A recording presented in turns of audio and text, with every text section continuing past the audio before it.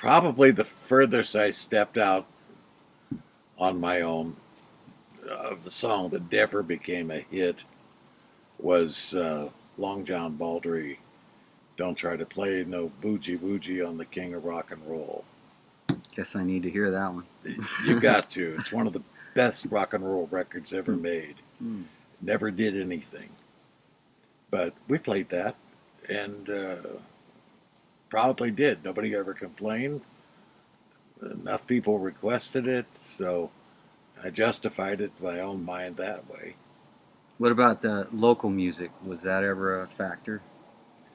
Local music was tricky because I also was producing a couple of local groups, and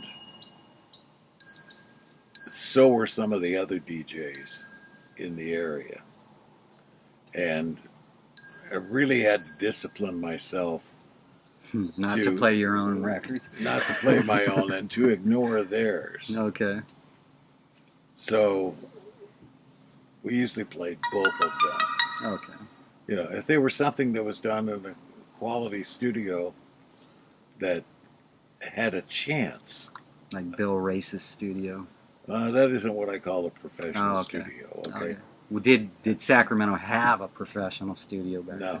Oh, okay. Not at all. Oh, okay. It was most of the closest you would get would be Coast Recorders in San Francisco. And you could do a good song there. That's where Bob Mitchell and Tom Donahue, when they had their autumn records, they did the Beau Brummels there. Right. They did Sylvester Stallone. Yep. And the Vegetables and those types of groups. Did you know Tom Donahue personally? Very well. We met in Tucson years before. And he was the guy who started freeform radio, or was known as the pioneer of that whole idea. And he was. He did a wonderful job. A lot of it was in the timing. And that's where I had a difficult time. You can teach a horse to go to water, but you can't make him drink. And it's the same thing as working with DJs, is that you can teach them that this is going to be followed by this. But that transition between the two is really tricky, and it can be done in a way that just really impresses you, or it can be done in a way that you don't even notice that it was done. That to me isn't worth it. Do it in a more spectacular fashion if you can. And I also taught the guys that, at times silence wasn't bad. I'm not talking about a minute or 5 minutes. Just of a silence. pause. Just a pause. Let that go out. Keep the beat going in your head. Let the station breathe. And let the new come in at the right time.